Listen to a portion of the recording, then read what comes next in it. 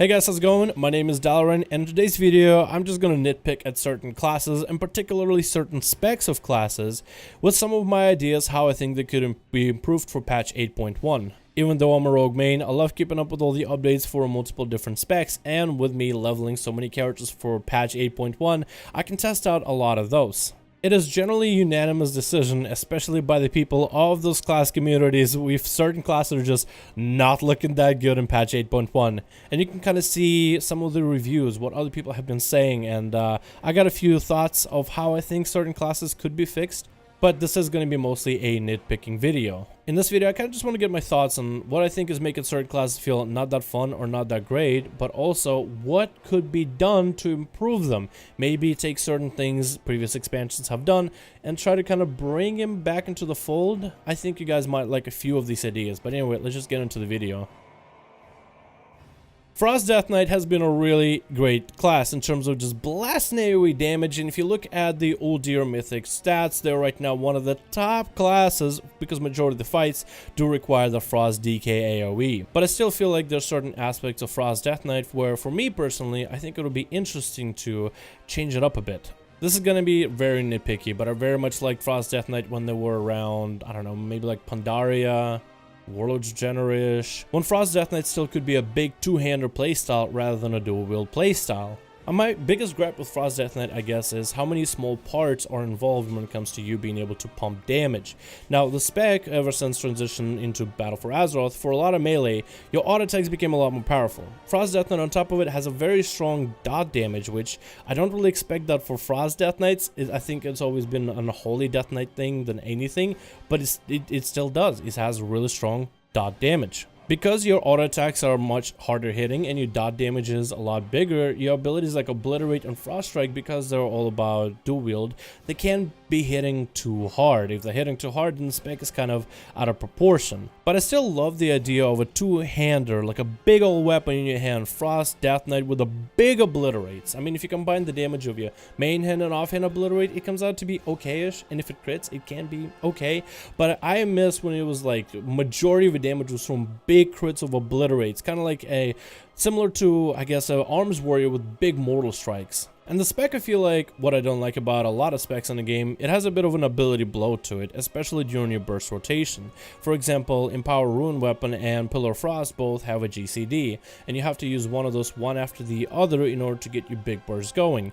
I feel like with GCD being added to a lot of specs in BFA, that one I feel like they never really adjusted. What if they could find like a way to make Pillar of Frost and Rune Weapon kind of like a same cooldown, maybe find like a minute 20, minute 30 seconds, or even 1 minute cooldown that does a little bit of one and a little bit of the other. Don't get me wrong, it is kind of fun to be able to pull off that perfectly executed Frost Breath on a group of enemies or on a boss and just kind of establish your position at the top of the DPS charts at the beginning of the fight. But I'm not a huge fan of kind of how it ended up being. I feel like it's a little bit too heavy up front, but that's just mostly my personal preference. In terms of how it's coming out to be in 8.1, it does look like it's going to be more or less the same as it is now, but for PvP it's just going to have a lot better survivability. So if you're a fan of what the Frost Death Knight is like currently, I think it'll be fairly happy. It's just for me personally, I would love to bring a two-hand Obliterate build back. Marksman Hunter is another spec that just doesn't feel quite the same. I've checked it out multiple times over on the PTR, and I've been trying it left and right. It's a spec that Blizzard I feel like messed up to begin with. You have a couple different moving parts to the spec on the current WoW, where you use Aim Shot, which will proc you 1 or 2 free arcane shots that deal a lot more damage. You normally wouldn't press Arcane Shot unless you have Aim Shot proc for it, so then you finally can do decent chunks. But right now, the best playstyle for Marksman Hunter for Battle for Azeroth is to play a playstyle where you ignore Arcane Shot completely. You stack for a certain trait that increases the damage of your aim shot by using steady shot. So you basically aim shot and steady shot as a filler and nothing else. Forget about using rapid fire ever again. There are changes to Marksman in patch 8.1, but I feel like after playing with them a little bit, I still have a few gripes. First of all, I don't like True Shot Aura, the change. It changed from just giving you an extra charge of Arcane Shot and increasing your haste, which I guess is better because that kind of buff wasn't really, it didn't really feel powerful. This next one though gives your aim shots shorter cast window so you can get more of them out, and Rapid Fire and Aim Shot have a 60% cooldown reduction to them. But I feel like both of those abilities with that cooldown reduction start to kind of eat at each other, because you have aim shots that are coming back faster. You get aim shot that you want to get in. So do you just like aim shot and rapid fire while ignoring the procs for arcane shots? Or how are you supposed to play it? And then you even have certain Azeroth traits where aim shot can get your rapid fire to be off cooldown on a random chance when it fires. So I feel like Blizzard was taking right steps in the right direction, but then the changes that they made now are making the rotation feel a little bit more muddy. I like the idea of what they brought in originally with Marksman Hunters for Battle for Azeroth. I like the idea of rapid fire. I like the idea of aim shots without vulnerability windows. And I like the synergy of aim shot into arcane shot. But when you combine it into the actual gameplay, you find out that certain abilities are actually a waste of a global, because if you press them, you simply are just doing less damage if you run certain Azeroth traits, for one. Second, the new changes in 8.1 seem to try to fix these things by making rapid fire more of a thing, by making aim shots still powerful, and trying to standardize a lot of your abilities, but it just feels like abilities that are still eating at each other, and you're not playing to the proc. You're actually having to ignore the proc, or ignore the desired playstyle, in order to do more damage. It just feels so... it doesn't feel smooth. I was having really high hopes with Marksman Hunters, and I'm gonna take a look at them again after somebody figured out the burst playstyle and a build for them for PvE, maybe even a viable build for PvP. Until then, I looked at the spec and I tried it a few times, and I just don't really know what to say. Enhancement Shaman is another one that I was actually excited for, as Blizzard took opportunity to change a lot of their talents by nerfing some of their just way too strong talents, not to the point where they're unviable, but also buffing the talents that just weren't competitive. One of the things that I didn't really like about Enhancement Shaman transition from Legion to BFA is the loss of the artifact weapon. I feel that the artifact weapon was one of those moments where you don't really realize just how good it is until it's gone.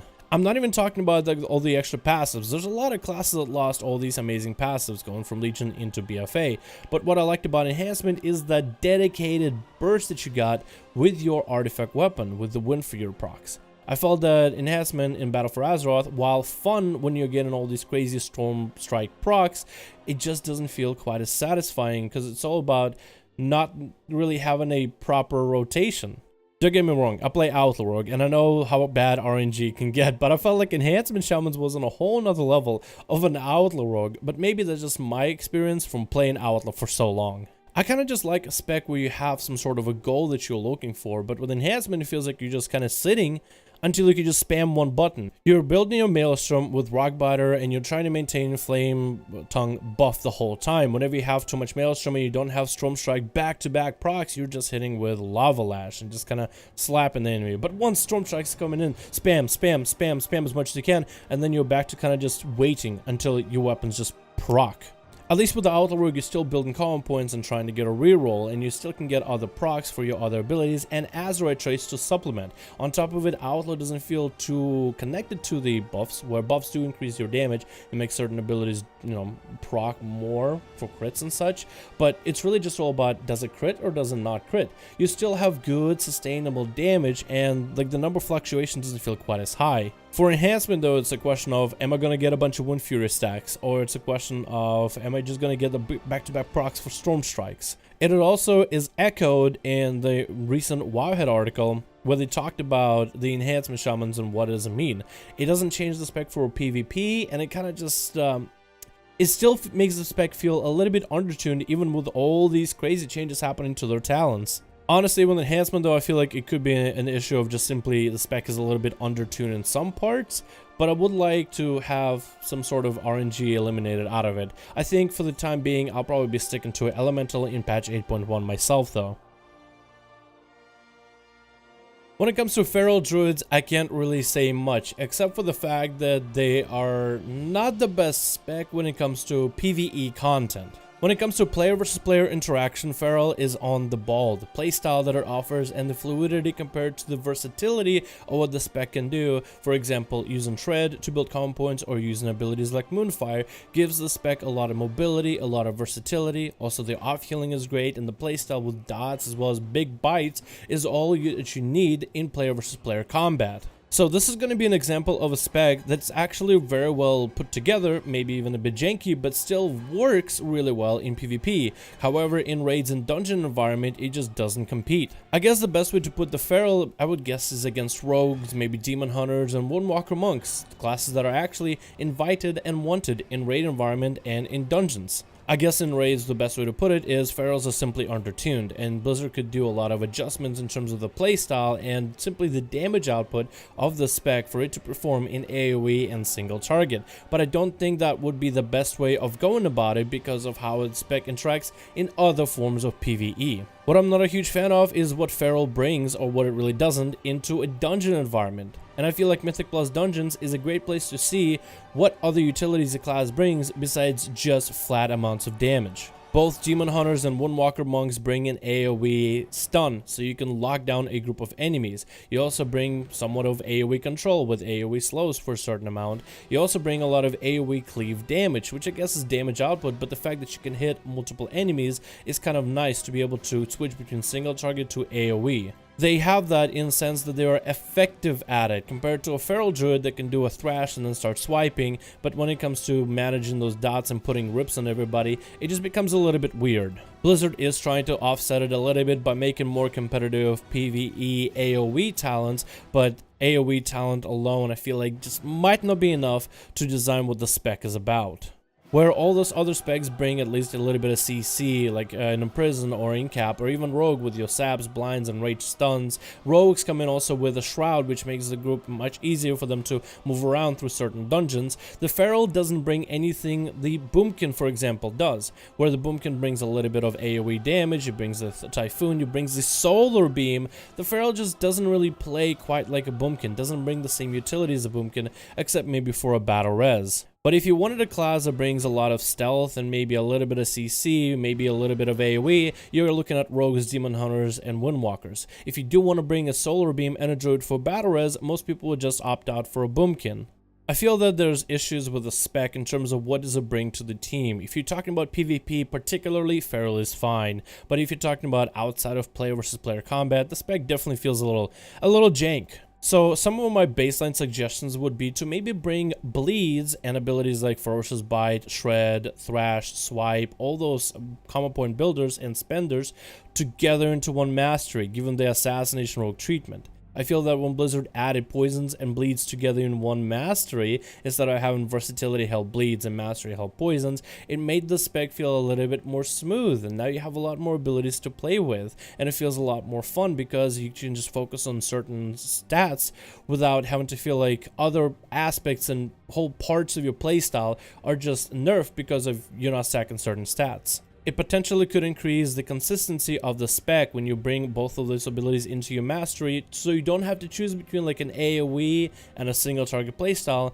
and I feel like in a sense it could enhance both. I would even look to maybe make feral druids feel more like boomkins rather than feel like every other melee. So for example, if you want to bring, let's say, a druid, a balanced druid or feral, what if ferals had Solar Beam? What if ferals had some kind of an AoE roar disorient for PvE? Maybe something that allows them to feel more like a boomkin, maybe give them a longer range baseline on some of the base abilities so they can kind of bleed up and dot enemies up and kind of weave around mechanics while kind of feeling not, ranged, but still melee. I feel that maybe that could be enough to make the spec feel a little bit better and a little bit more preferred. I definitely think it needs some kind of an overhaul, something like what Subtlety Rogues went through at the beginning of Legion, towards the end of Legion. They went from a more consistent playstyle to a more bursty, which definitely brought him into line with a lot of other specs, and it was a simple change that made him a lot more powerful and preferred. Anyway, thank you guys so much for watching this video. 8.1 is looking like a really good patch. I do think that Blizzard can definitely improve, at least on some of these classes.